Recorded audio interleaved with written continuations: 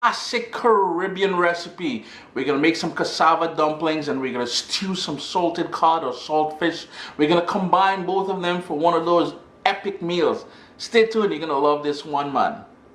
What's up, soldiers? Don't forget to click subscribe. If you've already clicked subscribe, hit that bell notification thing. I want to all you missing out on the new videos, man. Come on, click.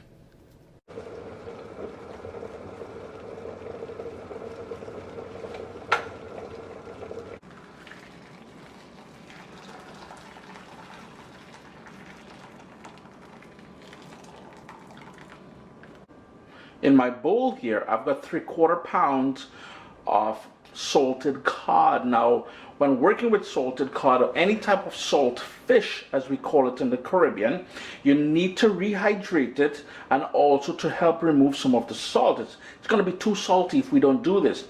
Personally, and you know, this one here is boned or boneless.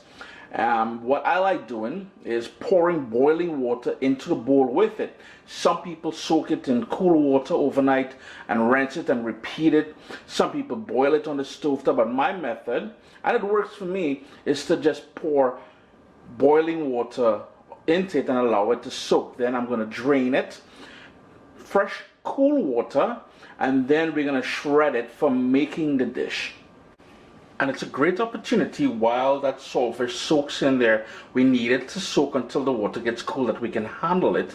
It's a great opportunity to prep the other ingredients. And what I have here is some bell pepper. I'm only going to use half of a bell pepper. If you, whatever color works for you, this is what I have on hand.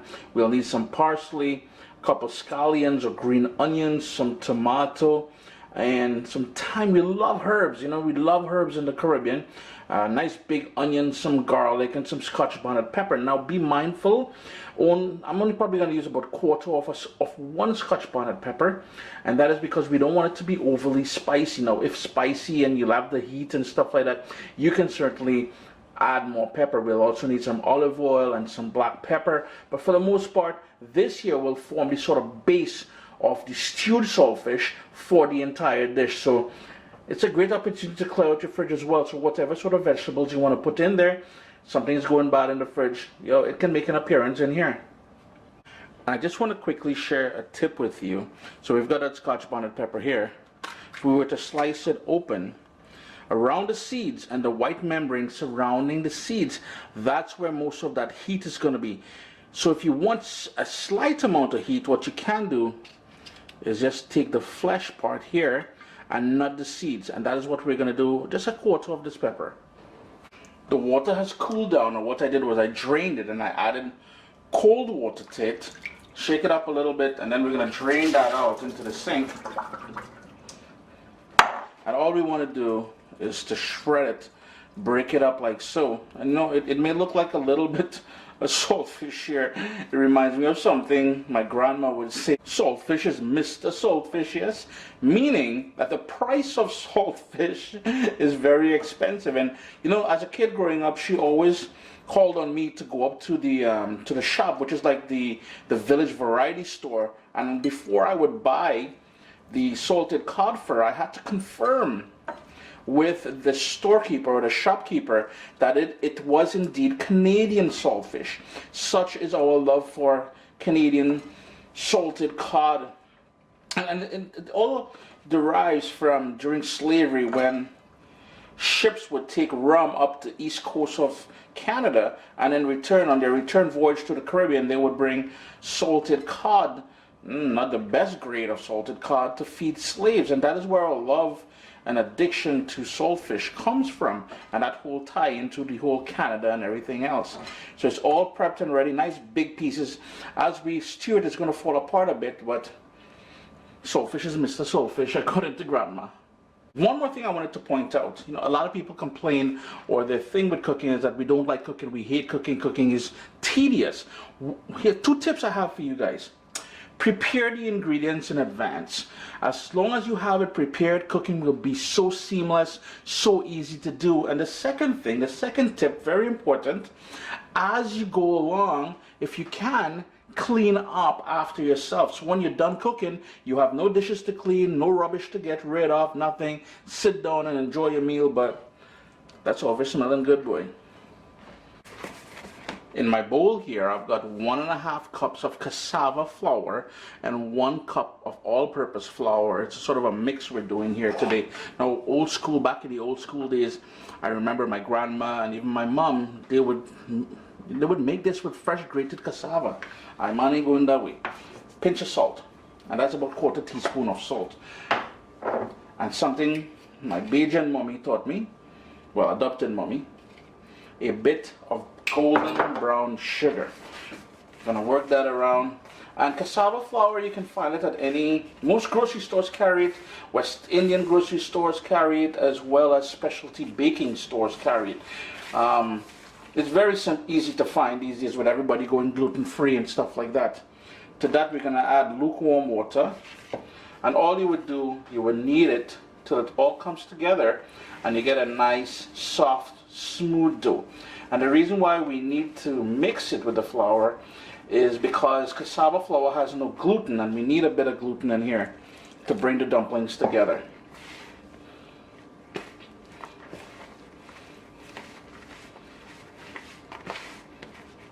It will take a few minutes to do this, but it is well worth the effort. And let's keep adding water accordingly.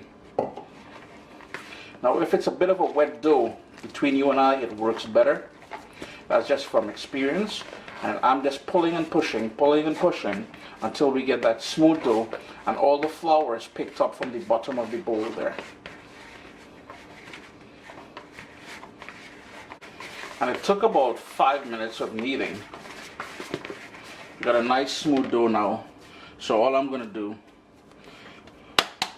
we're going to put it in here, put some plastic wrap over it, and let it sit for about 10-15 minutes. Now, when I said earlier about the sugar, and my Bajan mother teaching me that tip, I remember when I first moved to Canada about 30 years ago, the Caribbean population here in Hamilton was very small.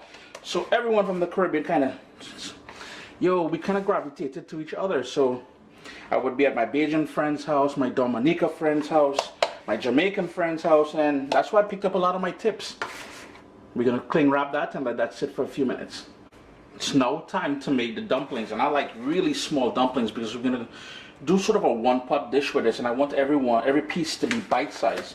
So I'm just going to pinch off some of that flour, about just a little bit bigger than a ping pong ball. Well, let's go with a ping pong ball so you have a better idea of what I'm doing. And all you would do, you would roll it out. And I find on a dry counter without any flour, it grips and it allows for you to make these like small dumplings. I don't know if you guys can still see what's going on here, but let's pull this over.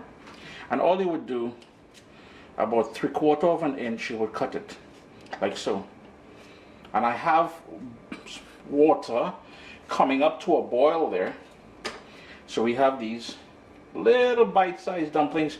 They will puff up a little bit once they get into that boiling water. It will take a few minutes to get them all here, but you get the idea of these tiny little dumplings that we're making. Let me hit you a close-up so you'll see better what I'm talking about. Now, if you want it to be a little bit fancy, you would cut them separated, as we just did there. But then you would take a fork and you would just press down on it, and you will get these little indentations here, and that's going to allow for the sauce from that stewed saltfish to get in between there, and you know, there's all kind of niceness happening in there. So again, and I don't know if you saw what I was doing, but I was coming from the center and working my way and pulling as I go to the edges. And it's a great little activity to get the kids involved. You know, once we get them involved in the kitchen early, you know, cooking will just become natural, and that is what happened in my case here. Mommy and even Daddy, my aunts, my uncles, my grandma, my great-grandma, well, I don't know my great-grandma, that'll be a lie I'll be telling, but they all encouraged us to be in the kitchen. That water has come up to a boil now, so I'm going to go in with some salt, and then in goes those dumplings. And they won't take long to cook, yeah? Maybe a couple of minutes, they're going to start floating, and that's an indication that they're all ready. And once they're all done, we're just going to strain them, and then we're going to, I got something neat to show you. We're going to go into the backyard, we're going to stew the saltfish, and then add this to the pot.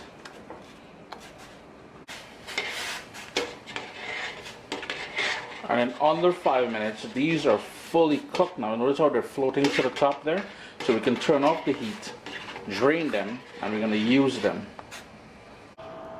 Yeah, as you can tell, we're in the backyard now, so I do apologize for any sort of noise and stuff like that. It is summertime, but I wanted to show you guys what we're using to cook today, and this is called a coal pot. So inside there, I've got charcoal, which is nice and hot. I can't even put my hand on there, and it breathes via this hole here. So that's where that sort of oxygen goes in, and it feeds it. And this is something you'll find throughout the Caribbean. And you know, my grandma uses, my great grandma uses, everybody used this back in the day to cook. So coal pot lesson right there, boy. A little bit of history. And the other interesting thing that we're using today, I'm just going in with about 4 tablespoons of olive oil, is this iron pot or Dutchy pot. This is something throughout the Caribbean we use as well. And the oil is nice and hot. So in goes the prepared salted cod. I'm gonna move that around a bit.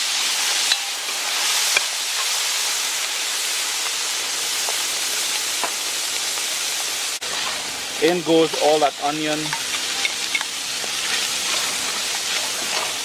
Yeah, I know the pot is a bit big, it's a bit overkill, but say what, I'm trying to show you guys the culture, you know.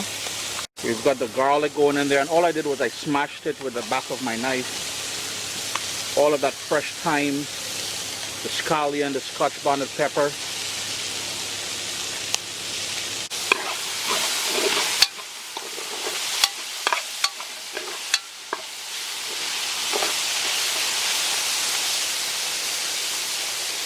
That sort of noise that you're hearing there, my neighbor in the back of me, they're cutting down a tree. But I'm going in with black pepper now, followed by the tomato. And you just gotta love all the vibrancy of the colors and everything else here. And all of this stuff here, besides the salted cod, would be directly from our kitchen garden in the backyard. So, you know, when people talk about farm to table and all that stuff like that, that is all we know in the Caribbean. And organic, you know, that is second nature to us. That is what we grew up on. And the thyme you see me using is directly from here. The parsley is directly from my parsley bush here. And the Scotch bonnet pepper, the first crop I got out of here, out of this tree here. So I grow quite a bit of the stuff that I use as well. It's been about 4 minutes since I added the tomato in there. And you can see it's starting to create a nice, thick kind of a saucy consistency there. So it is now time to go in with that cassava dumpling. Give that a good mix. Just sort of dumplings, and ooh, we lost a dumpling, man overboard. We're just gonna heat back this through now because the dumplings cool down a bit after I drain them. But look at niceness there now, boy. That there is pure Caribbean goodness. No lie.